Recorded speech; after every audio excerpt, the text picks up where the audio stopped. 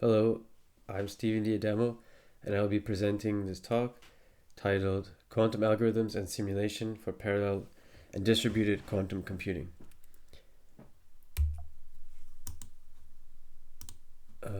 So the overview of this talk is, firstly, I will be discussing the challenges faced when working in distributed quantum computing. Secondly, we'll talk about how to go from a monolithic quantum circuit and quantum algorithms to a distributed quantum algorithm.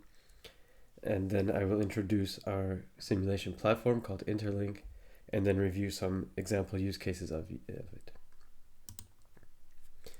So the challenges faced in distributed quantum computing is basically initialized, the problems are initiated from the fact that scaling monolithic quantum computers past the 100 qubit mark is not so easy. It's actually, probably the biggest problem of quantum computing right now. But a way to get around this is to interconnect smaller quantum computers. And this is where this idea of distributed quantum computing comes in. So basically taking small scale quantum computers and connecting them with a classical network and a quantum network in order to distribute the load into multiple processors. But the problem we face now is pretty much all technology and research has gone into monolithic quantum computing. And so we need a bit of a paradigm shift to get into the distributed setting. So the problems that arise when working in distributed quantum computing is, these questions come up, is how do we perform 2-qubit gates when the 2 qubits we need to operate on are physically separated between processors?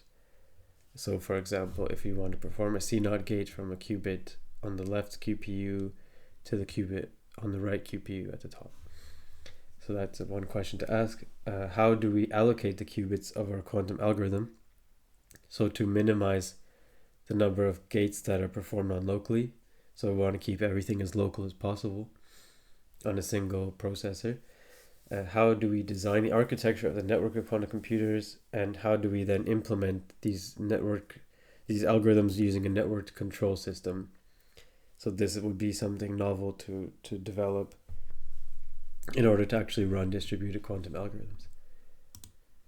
So when using a distributed quantum computer, what are the advantages? What happens is when you have a smaller quantum computer, you need less control instructions being put into the machine. This means if you want to do quantum error correction, for example, with 4 qubits, much fewer control instructions are sent to the QPU versus if you had 1,000 qubits on a single machine. So that's also a point of research, is how to minimize the number of control instructions to a processor. When you use multiple quantum computers, you can then run quantum algorithms in parallel, and this is a point of interest for us. This is what we refer to as like a horizontal speed up, where you speed up not based on the runtime complexity, but just with more computing power. And then the last point is when you network quantum computers together, you can then execute larger quantum circuits that contain more qubits. So for example, in this case, you might have a single program which requires, let's say, 8 qubits. You can split 4 qubits to the top, 4 qubits to the bottom, perform the overall program, and then the output comes out, and you can merge the outputs into a single output as if this was an 8-qubit machine. So what does it mean to do a non-local control gate, and how does one actually perform a non-local control gate? So there are various ways to approach this, and I think more in the future will come, but at the moment there are 4 well-known ways. The first way is simply to transmit the qubit from one machine to another. So if you want to do a C0 gate between 2 disjoint quantum processors, you can take one qubit, physically transport it to the other quantum machine, perform your operation, and send it back. So this will be something like, sending a qubit over a fiber optic cable or moving ions between machines somehow. This is probably a noisy operation and has potential for loss. You can use instead methods of quantum teleportation. So you can form entanglement between 2 machines and then use a teleportation operation to move either the gate or the state of the qubit to the other machine to be able to perform these control gates. You can transfer the control of one qubit to a flying qubit. So there's a paper that they've done, an experiment has done this recently, where they transfer the control to the photon, transmit the photon to the other machine, and somehow do some procedure to move the control from a flying qubit to from the control of one qubit to the flying qubit, transmit the flying qubit, and then perform the control operation based on the state of the flying qubit. Of a flying qubit, I mean a photon, basically. And the last approach that we focus on is called this cat entangler and disentangler method, and this is depicted here. And basically, cat entangler, disentangler is almost like teleportation, but requires fewer entangled pairs if you want to send something backwards. So this is the schematic. So if you want to perform a control gate between Psi1 and Psi2, first you establish entanglement, you perform this set of logic. This is a classical control XOR gate, and then the control is now moved to this qubit here, perform the CNOT gate, and then send the phase backwards using this disentangler approach. And this allows us to perform a CNOT gate between Psi1 and Psi2, even if they're separated by different processors. Now what we need to do is, if we have a method of performing non-local gates, we need to then remap all of the monolithic circuits to be distributed circuits with the same logical equivalence. So they should do the same thing, but we just need to add the additional operations to perform these gates in two different machines. But so there's a couple of ways to do this, especially focusing with this cat entangler disentangler method. But in general, this finding the optimal strategy for qubit allocation and minimizing the number of non-local gates is an NP-hard problem. But there's been some progress towards finding efficient approximations. For example, we can see this diagram of what I mean by remapping.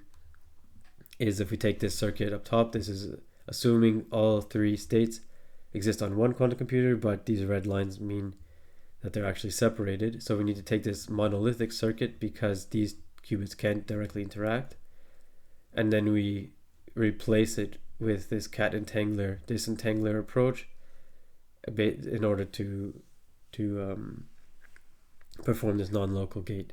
So you see, we actually save one operation because the control of this qubit can be used twice.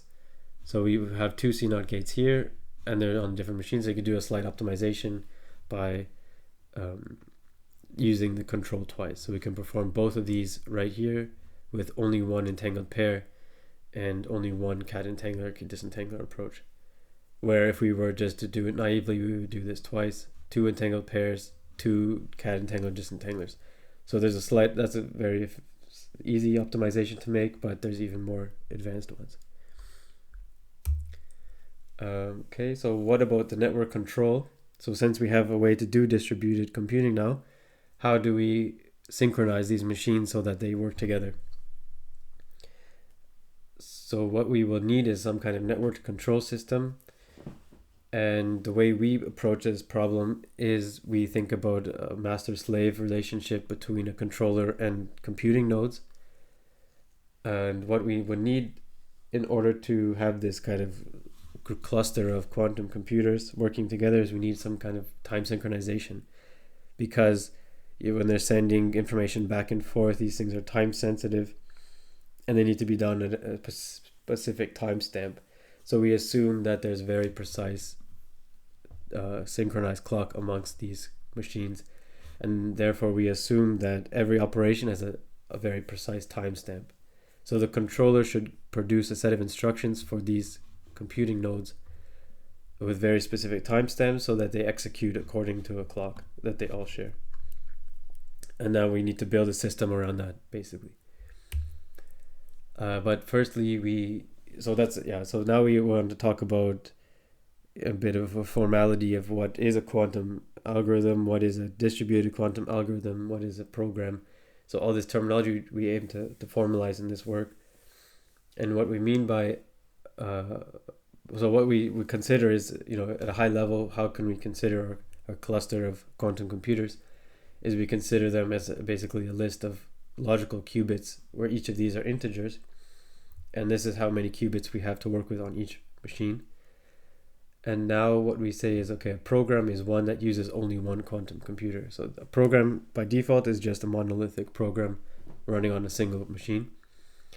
A parallel program is one that has an execution schedule where the schedule is the collection of programs running at a particular time I. So you might have to rerun, if you have 10 programs and only 2 machines, you may need to schedule them such that, at time 1, program 1 and 2 go, at time 2, program 3 and 4 go, etc. But there's no interaction between the machines. That's the distinction between a distributed program and a parallel program. So once the two quantum computers start to talk to each other in order to be able to execute their program, then we move into the distributed programming, which is quite similar. And basically the difference between the parallel program and the distributed program is simply that the two quantum computers and multiple quantum computers are interacting with each other in order to perform the algorithm. So what we've done is kind of just set a very high level general algorithm for allocating qubits, distributing the algorithms.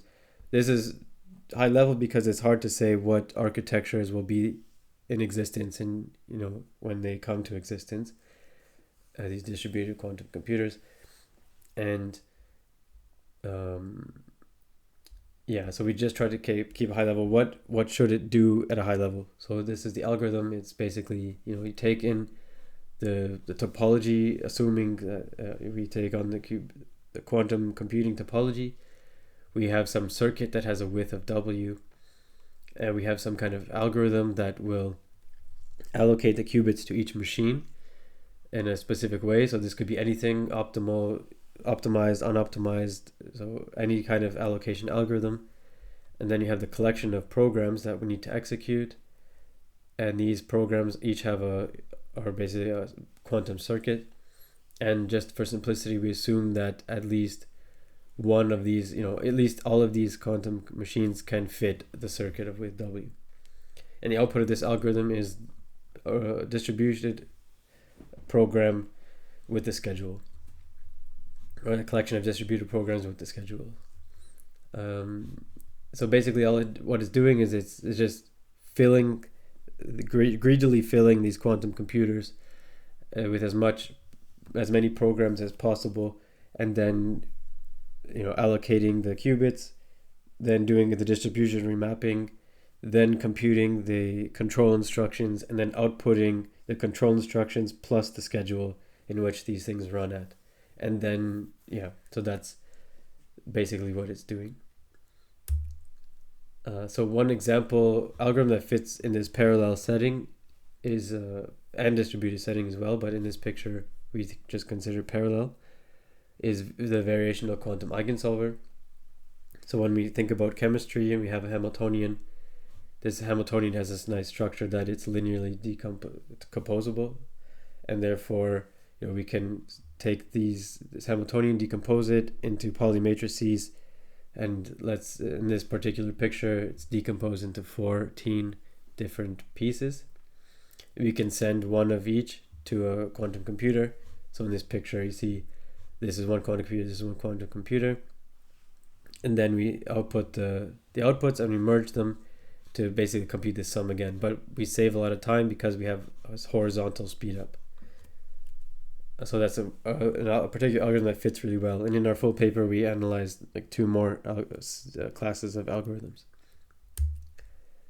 So now I want to talk about our Interlink simulation framework. And what this framework is doing is essentially what I've explained so far. So it's combining all of these concepts of distributing algorithms, scheduling, allocation of qubits into a Python software framework. And it will also simulate this over a quantum network. So Interlink is built on top of QNetSim, which is a quantum network simulation framework. So we use QNetSim underlying as the network, and then we use all of the features of QNetSim to do the communication and the networking, and also the qubit gates and things like this. So it actually does the full operations, executes them all via QNetSim. And Interlink is basically the logic of the distribution of the circuits and the control. So the main idea is that we built this on is we have a user who inputs a monolithic circuit. Interlink takes that monolithic circuit plus the topology of the networked quantum computers, and then remaps that circuit to the distributed quantum computers, and then generates the control instructions, and then runs these things in a simulation setting. So what this allows is that we can verify a couple of things. One is that our allocation our allocation of qubits is correct, that it's efficient. We can minimize the number of non-local gates, so we can kind of count how many operations work with a particular allocation. Moreover, it verifies that this remapping is correct, so we can run the program and see is the output what we expect, and if not, maybe something is going on with the remapping or something else. So we can verify basically our schematics or algorithms for distributed quantum computing using this platform. So the way it's designed is that we have these three nodes: client node, controller node, computing node. Client node is essentially the user. So the user is responsible for generating the circuit monolithically and also defining the topology of the network. The controller node acts as basically this point B, and what it does is it takes the user input and then performs, like I said, this remapping and allocation. And then the computing nodes act as pure, they just absorb instructions and execute the instructions as they're told to. So this is this master-slave relationship between the controller and the computing nodes. And then when they measure, they send the results back to the controller. The measurement results go back to the user, and the user can define how to merge the outputs. So the way we would build such a program is, firstly, we define the network. So the network is defined using QNetSim. So QNetSim, we basically take the host of QNetSim and extend them for more functionality. And we extend to a controller node and a computing node. The user then initializes a network of QPUs and then uses this topology as an input to the controller node. So the controller should know the network topology precisely. And as a default, we put a shortcut feature so that you can create the network very simply using this line of code here. But we make the assumption that this network is completely connected. So I'll go into this example more deeply soon. Then what the user will do is generate some code that builds a circuit monolithically. So what we have is basically a custom qubit object, which has basically, it is a quantum state, but it has a bit more information like a qubit ID. So each qubit has its own ID, and moreover, it knows which computer it's allocated to. So this is not automatic allocation, but this is just how we can do this quite simply with no allocation, just allocating it manually. And then what happens is we put all the logic onto each qubit. So we have a qubit object, then we can say this qubit firstly takes a Hadamard gate, and now it's building up all the instructions for qubit by qubit for our quantum circuit, and then we can then build the distributed circuit by passing the topology of the network plus the collection of qubits who know all of their gates, and then we remap. And what happens with execution is we trigger the controller to then process the circuits to become control instructions. These control instructions are then broadcasted to the network of computing nodes. And because this whole software is run in a multi-threaded Python environment, the nodes are sitting idly waiting for the instruction to come. And once they receive the instruction, they start processing. They share this clock object. So we tried to simulate or kind of emulate this idea of a shared clock. So we have a clock object which each of the computing nodes share, and we timestamp all of our instructions so that the computing nodes only execute their instruction at a particular time. So they're just waiting for the clock to, they're listening for the clock to tick. If their instruction says tick, if it matches the tick, then they execute their instruction. And this just goes on until the complete algorithm is completed. Then they measure their qubits and send the results back to the controller. And if there are more instructions, then the instructions go back to the computing nodes. Otherwise, the controller will output the measurement results. So we'll go through one full example here of quantum phase estimation. So we'll simulate this entire circuit. We do from beginning to end. So we generate our network. We start the network listening for instructions or routing and things like this. We define our controller. And we define the backend that's controlling the quantum simulation. We define the network topology. So this is just a shortcut, like I was saying. So it's a distributed network with 2 computing nodes. So we have computing node up here, computing node up down here. And in this case, they each have 6 qubits, but we're only going to use 3 from one and 1 on the other. And then we just start them, we add them to the network, and that's the network topology definition. Then to start performing something, we want to perform quantum phase estimation. We want to use this particular unitary. In this particular example, the output should be something like 1/3 or so. And this is just arbitrarily chosen to have an output of 1/3. So we tell the controller to start running a protocol called the controller host protocol, which I'll show you in the next slide. And we give the controller the topology, and we give the controller this input gate.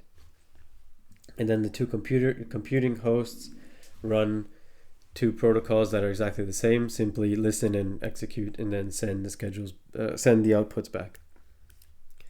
And then we make sure that the controller is done executing before we kill the program. So what do the protocols look like? So we'll go through the easy one first. The computing host simply receive the schedule that they need to execute, and then when they're done receiving schedule, send the results. And the controller host is doing all of the circuit generation a bit. So this is a little different than what I explained, but the user has to input the monolithic circuit, and that just gets passed to the controller host. So what they do, first they generate this quantum circuit with the mapping and the client input gate as the parameter. Then we can print how many gates or how many operations exist just monolithically. Then the controller will generate the distributed circuit, will perform the remapping. We can again analyze how many gates are there now. Then it will generate the schedules based on the circuit and send them to the computing hosts because it now has the topology to do so. And then it will just wait for the results from all the computing hosts. Once the results are received, then we can process it and output an approximation to the phase. So what does the circuit look like? We kind of went through this a bit. So we generate a collection of measurement qubits. These are these 3 up here. And we perform a Hadamard gate on each. That's this line here. And then we just kind of keep track of them. And now we need to perform these controlled unitaries. So we just do this in this loop here. We have the ability to perform a custom control gate with each measurement qubit as the control, and the target is this phase qubit down here, which, I skipped this, but we initialize it in the excited state. Now once this part is done, we need to perform the inverse Fourier transform. We again do a similar thing here, and then we measure, and now this is the entire circuit, and the controller knows the circuit, and then it performs these last instructions. So this counting of the gates, we can plot this. So if we increase the number of measurement qubits, you see this exponential growth in the number of gates that are applied, which is expected for a quantum Fourier transform and running running these gates, these deep, basically the way that for everyone, the most naive way to implement quantum phase estimation uses exponential depth. One thing that's interesting is because we're doing this slight optimization where we share the control across many control operations, this gap between the distributed algorithms and the monolithic algorithm is quite small because of this small optimization, but it makes quite a big impact. Right, and so to conclude, distributed quantum computing is a viable way to large-scale quantum computing, but of course there are many challenges to overcome as well. There are near-term quantum algorithms that can be parallelized in a straightforward way, and we can decrease the runtime of these quantum algorithms horizontally. Simulation of distributed quantum computing is an essential step to developing the methods of distributed quantum algorithms and also developing network control systems. And our Interlink platform takes the first step towards building such a simulation platform. So this platform is open source, it's on GitHub, and it's based, so I've also written a blog post about it in some high level detail, and also the full article explaining all the details of Interlink will be in the conference proceedings. So thank you for listening, and that concludes my talk.